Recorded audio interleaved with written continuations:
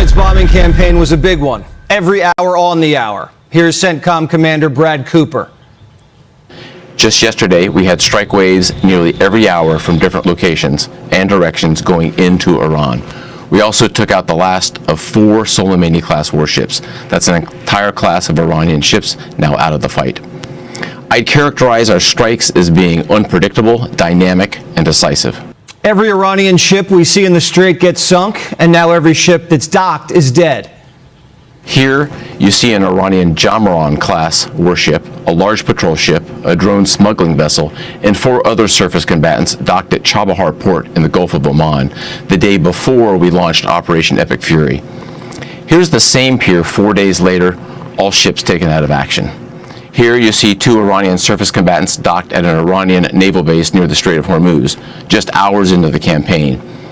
And here's what they look like 3 days later, engulfed in flames after we struck them with a precision weapon. 60 ships are gone, and now their ports are next. The president warned Iran to lay off the Strait, but overnight a Thai tanker got clipped along with 2 others. And now another tanker off the coast of Iraq was also just hit. Trump's responding. Central Command's warning Iranian citizens to leave all Iranian ports. So far, Iran's instruction, it could get up tonight. Operation Epic Fury is just about over 10 days in, and 5,500 targets have been struck. Over the last 24 hours, Iran has only launched 9 ballistic missiles. 9. U.S. firepower has decimated Iranian stockpiles, and now we're pivoting and hitting their defense industrial base. A ballistic missile manufacturing plant just got popped. This is critical to the mission. Disarm them and prevent them from rearming. The president telling Axios that the Air Force is running out of targets. There's practically nothing left to hit. Certain targets we're saving for later in case they don't behave. They've lost their Navy, they've lost their Air Force, they have no anti-aircraft apparatus at all, they have no radar, their leaders are gone, and we could do a lot worse to one another. We're leaving certain things that if we take them out, and we could take them out by this afternoon, in fact within an hour, they literally would never be able to build that country back. No one's seen or heard from the new Ayatollah. He's allegedly wounded, hiding in a bunker, and people think he has, quote, the charisma of a boiled potato. Soon he won't be able to pay his troops. Iran's largest bank was just hit in a missile strike. It's responsible for paying members of the Iranian military and the Guard. The country's already in a currency crisis. We're hearing some reports of desertions, and that could accelerate if there's no payday Friday. Trump telling Axios he can see the light at the end of the tunnel. You just said it is a little excursion, and you said it is a war. So which one is it? Well, it's both. It's both. It's an excursion that will keep us out of a war. For them, it's a war. For us, it's turned out to be easier than we thought. Tehran's only plan is to wait it out and hold the energy market hostage. After hitting tankers and refineries, Iran's threatening to hit Middle East banks. But their biggest target, the Strait. They haven't mined it, but they haven't made it smooth sailing. They started talking about mines, so we hit 28 mine ships as of this moment, 28.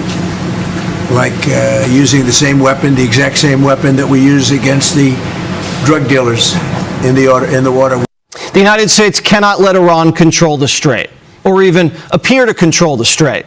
The United States would lose power and prestige, and it would put a high bottom on oil prices. Ghost tankers are going out with Iranian oil over to China, but our allies' oil is under threat, and that's unacceptable. Chubb, one of the world's largest insurance companies, is promising to backstop the shipping. Trump says the tankers have the green light. Are you talking to the CEOs of various oil companies, encouraging them to use the Strait of Hormuz I think they should. I think they should. I think they should use the Strait. In my opinion, look, we took out just about all of their mine ships in one night. As a short-term cushion, the world's leading economies are releasing reserves, 400 million barrels. It's the largest oil release in history. Japan's taking the lead, and we're going to release a few million too. And on top of that, Chevron and Shell are about to close in on the first production deal in Venezuela. We could get up to 4 million barrels a day from our new friend. Oil remained in the 80s today, and inflation came in at just 2.4%. Great news. But that's probably going to go up this month because of the war. Luckily, Saudi pipelines are pushing oil west into the Red Sea and avoiding all the drama. So we've got to protect the kingdom. China, on the other hand, taking a hit. There's a gasoline panic, and drivers are lining up around the block to fill up before the numbers jump. The president knows oil producers only have a few weeks before they run out of storage and have to halt production. So if the strait can't fully open, we'd have to wrap this mission up by April. The Israelis might have a different agenda, full-on regime change. And they won't stop going down the kill chain until they find a guy they like. That could take a while longer than President Trump has patience for. We might not get what we got in Venezuela, but as long as Iran's completely disarmed and can't threaten America and the Strait with missiles, drones, and nukes, the president will take the win. U.S. intelligence believe the Iranians squirreled away what's left of their uranium into what's known as Pickaxe Mountain, a nearly impenetrable bunker buried deep in granite where evil scientists have been working around the clock, cobbling back together a program that was obliterated during Operation Midnight Hammer. The bunker busters might not be able to do the trick. Reports say special forces might have to be inserted to physically shut it down on the ground.